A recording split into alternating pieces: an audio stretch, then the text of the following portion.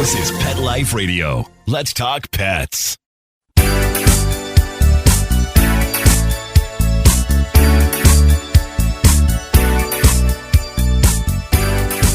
Hello, you're listening to Animal Party on Pet Life Radio, which means you're listening to me, Deb Wolfe. And I got so much to tell you about today. I don't even know where to start. There's been so much animal news again. Okay, I'll just start with the thing that bothers me. It seems that Ghislaine Maxwell has been getting puppy visits in jail. Puppy visits. You know how hard it is to get a puppy to visit you at the hospital? It's hard. It's really hard. Yes, it should not be so hard. And I don't know about people like her getting visits from puppies. What did the puppy do to deserve that? Okay, no, but beside that joke, really, we got to give our heads a shake when this is going on. It's insane. All right, well, okay, I do approve of puppy visits to jails in general, and I think that prisoners and rescue dog, that partnership can be an amazing thing. It's just this particular prisoner seems to be getting all kinds of privileges, like more toilet paper than everybody else and more freedom to have visitors in private rooms. And I do understand that she needs more protection. So some of the special treatment has to do with that. But getting a puppy to visit a pedophile sex trafficker seems wrong to me. It just does.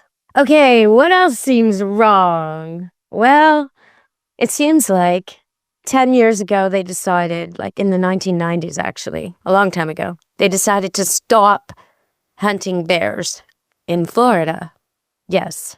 And now, even though they completed a big study and they've done a lot of work on it and the results aren't in yet, and there's going to be results next year, they've decided to go back to killing bears now, before they even know the results of the study.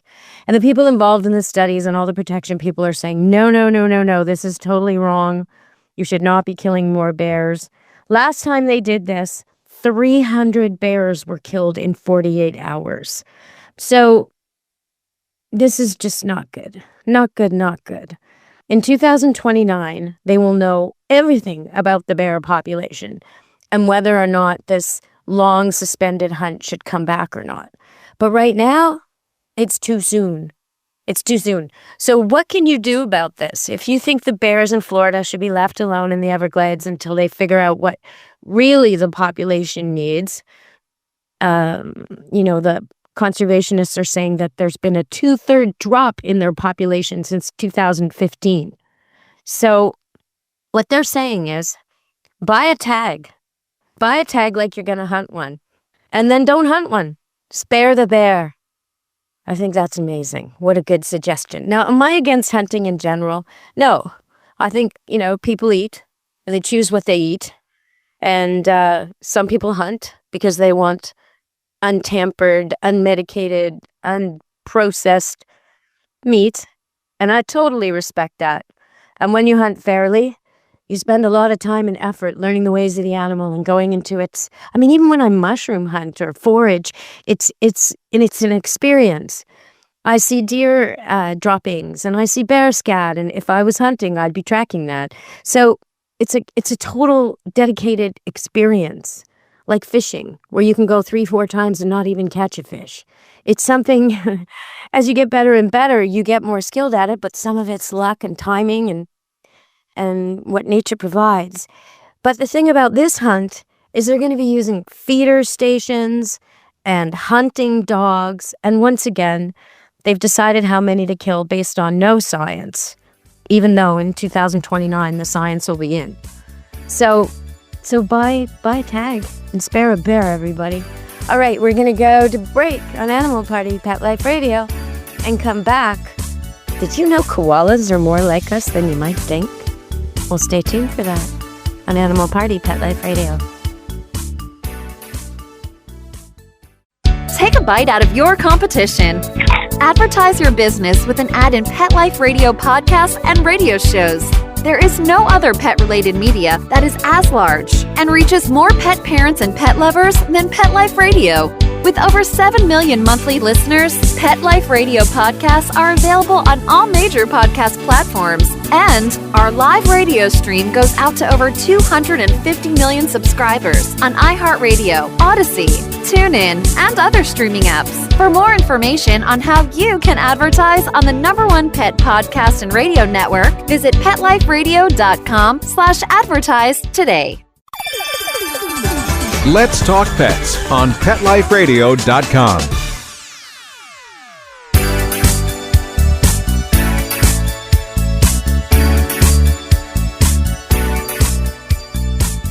Hello, we're back on Animal Party Pet Life Radio. And koalas, you know, those little Australian little teddy bear-like things. They're marsupials, but they look like teddy bears. And they live in the trees. And they're very docile and gentle, but they're a little bit more like us than we originally thought in one way. They have fingerprints like we do that have loops and ridges, and each one is different, and it helps them grip the tree branches. But under a microscope, it's very, very difficult to tell the difference between a koala fingerprint and a human fingerprint. So maybe we're not that different from the animals, not as different as we think. Even from one so different from us, we still share some similarities. So I've talked about tool use before when I've had Dr. Corin on the show, professor of psychology, who will argue with me that the examples I'm giving of tool use are not technically tool use examples, and we've had it out on previous shows. If you're interested in really thinking, look up the shows on Animal Party Pet Life Radio, my shows, where Dr. Corin was my guest, Professor Stanley Corin. And there's all kinds of topics, but we get into it pretty thick on this. And sometimes I get him to concede a little bit. And if he were on today, I would be telling him about something in the news that makes my point again. It's not just monkeys and dolphins that use tools, not just orangutans, not just crows. No, it's canines. And I've been saying this for ages. When a dog takes a blanket and pulls it over another dog or pulls it over himself, that's tool use. That's changing your environment, which they always say animals don't do. Only humans change their environment. Animals adapt to the environment. Malarkey. That's what I say. Malarkey on that one. So here's another example. Okay? I love this.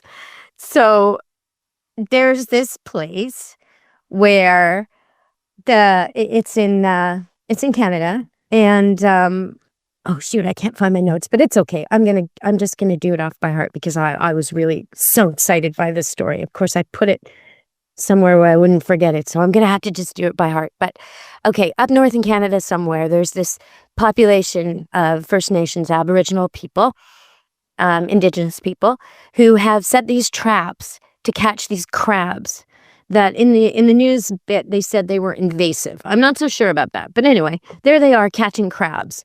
And they have these traps on long ropes with buoys set to catch the crabs.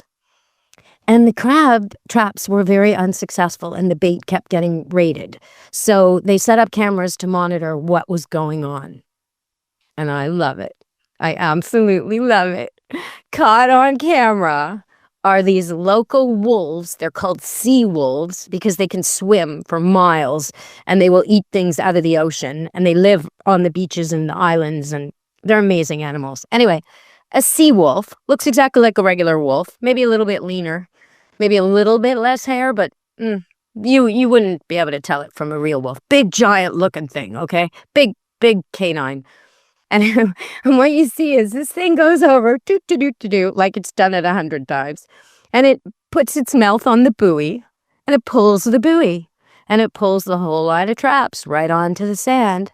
And then it opens the trap, and it takes the bait. And not only that, but while it's doing this is kind of interesting, a crow is, or a raven, I'm not sure, but a bird, a corvid, is watching.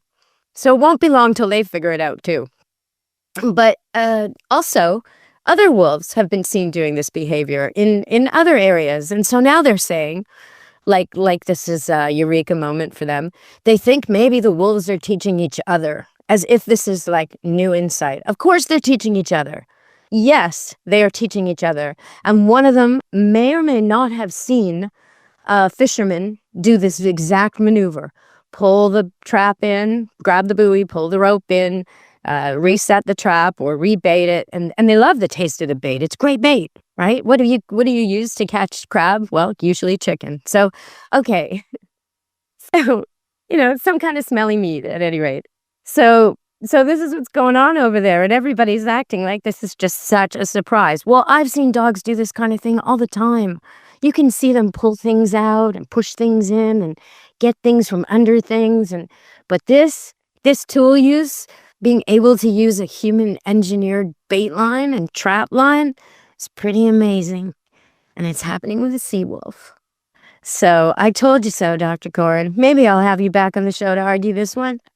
Maybe not. The proof is in the video. Those wolves are using those trap lines, and now they're going to have to figure out how to other places where they can place them where the wolves won't have access, and when they do it in new areas to make sure that they're not being watched, and all these things that indicate that yes, these animals are extremely intelligent and they do adapt their environment to them. I mean, they make dens. Like, really, these distinctions that we make about what makes humans so exalted and what makes animals so beneath us are falling by the wayside whenever we look close. All right, everybody, stay tuned. We're going to come back from break on Animal Party Pet Life Radio with me, Deb Wolfe. Real people, real stories. Our little dog developed this lymph problem. The chemotherapy lasted for 6 months, started developing more lymph nodes. So I thought I'd just try carnivore. The lymph nodes started to go down. Then I took him into the vet to have him checked out, and there was no signs at all inside. My cat had issues that developed in his eye, and 3 months later, my veterinarian said, let's go ahead and remove the eye. I heard the carnivore on advertising, so I said, you know what? I'm going to order this product. They did the procedure. They did all the tests, and they said, I don't know what you did. This product saved his eye. I've got a Labrador. She could hardly lift herself up off the floor. The treatment was chemotherapy. That's when I said, this could be the ticket. About 3 weeks, you could tell. She was very alert. She was going on a 5-mile walk. She is just like prime again. Call 866-836-8735. That's 866-836-8735. Or visit carnivore.com. That's carnivora.com. Use promo code PETLIFE at checkout for 15% off your order at carnivora.com. Let's talk pets. Let's talk pets On Pet Life Radio. Pet Life Radio. PetLifeRadio.com.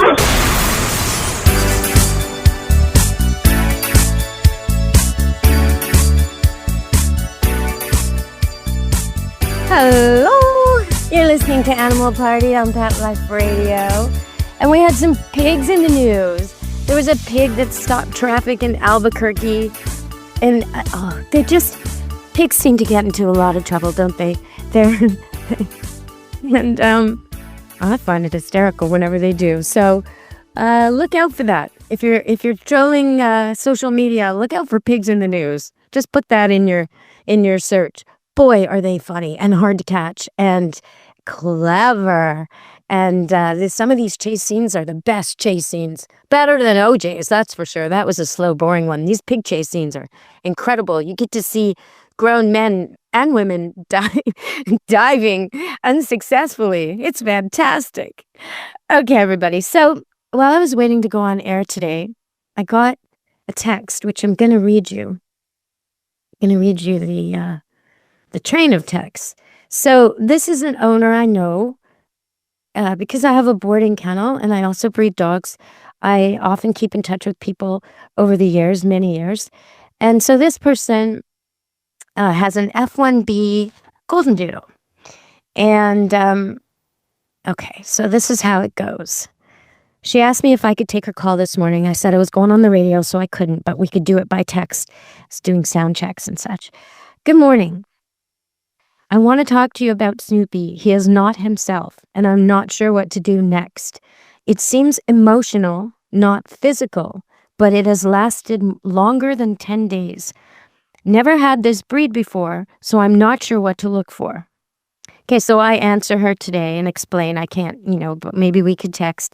So then she tells me the problem. Thanks so much. So for 10 days, he has been emotionally listless, not eating as much. This I find troubling. Clingy, can't really be alone, but also distant. Less enjoyment all the way around. Didn't get excited when I made steak. Almost like he has lost his sense of purpose.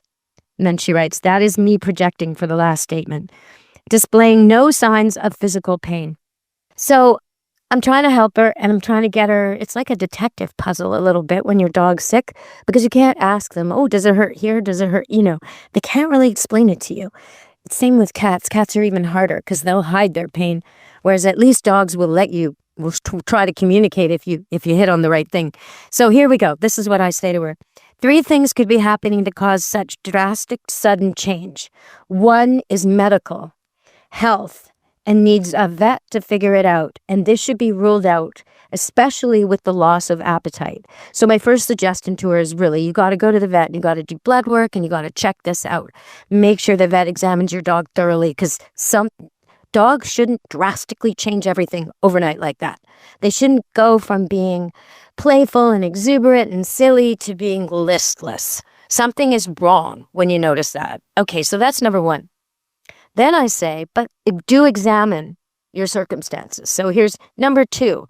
Another option is a drastic event that has made him distressed, like perhaps a death in the family, or his best dog friend moved out, or a divorce, or a kid moved off to college, or some kind of big loss to him. Now, this may not be, I didn't text this, but this may not be a big loss to you. In the friendly neighbor who moved out, you may not have talked to him 3 times since you moved in, but maybe he petted your dog every day. Maybe he sat with your dog in the backyard, talking to him through the fence. Maybe he even fed him treats. You don't know. So there could be some kind of major turning event like that. Okay, and then the third thing, so the first thing is he's sick, something's wrong. That you've got to rule out, especially when he's not eating. Second thing is he's sad because something big happened. So if you know, oh my God, that's exactly the day, my son moved out, or, oh, that's when the neighbor left, or our tenant who used to walk the dog every day, broke his leg, or there's something that triggered on that date. Okay, that would be a very, very good pinpointing factor. Third thing could be, so we've got health and we've got loss of something he loves. The third thing could be an addition of something he does not love. So a new neighbor or a tenant or some kind of new stress in his life causing a fear or a toxin. It could even be a new gardener next door or nearby with new spray, or new something someone did a treatment, or he's been fed a new toxin. So what you want to do is look at what changed in that day. Well, the triggering day, she says it started 10 days ago. What happened around then? Was there a new neighbor? Was there a new product? Did someone fumigate? Did someone paint? Did something happen on that day that was different? And then, okay, so I say, can you track any big change 10 days ago? I wonder if he got into something that was stored and now taken out. Examine the trigger date and possible change that happened. And also, you've got to take him to the vet. And then I write, the vet. If he's not drinking and not eating normally, then he needs to see the vet.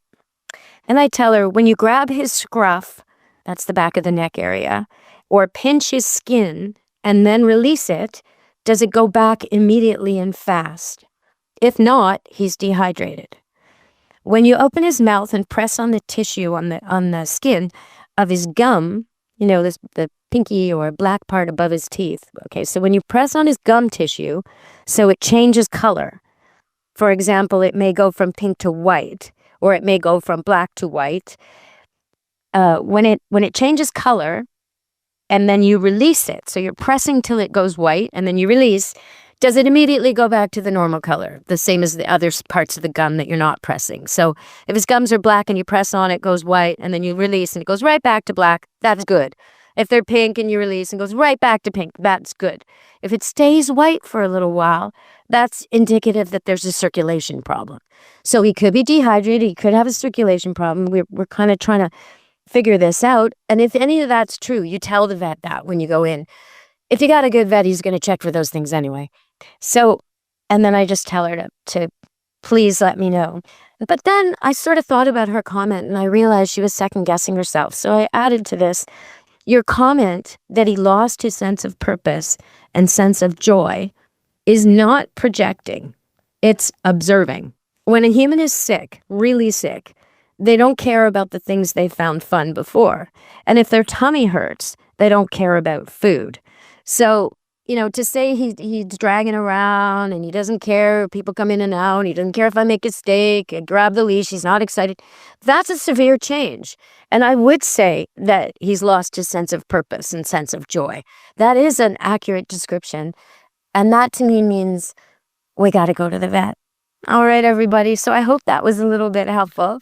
A while ago, I talked about names, and I just want to leave you with something kind of funny. I talked about how you don't want to name your dog something that rhymes with no, or something that has a negative connotation, like maybe you're really grief-stricken because you lost your dog, and now you've got a new puppy, and you give it the same name, and every time you call it, you're sad. Well, that's not a good way to start. Or maybe your whole family has names that sound the same.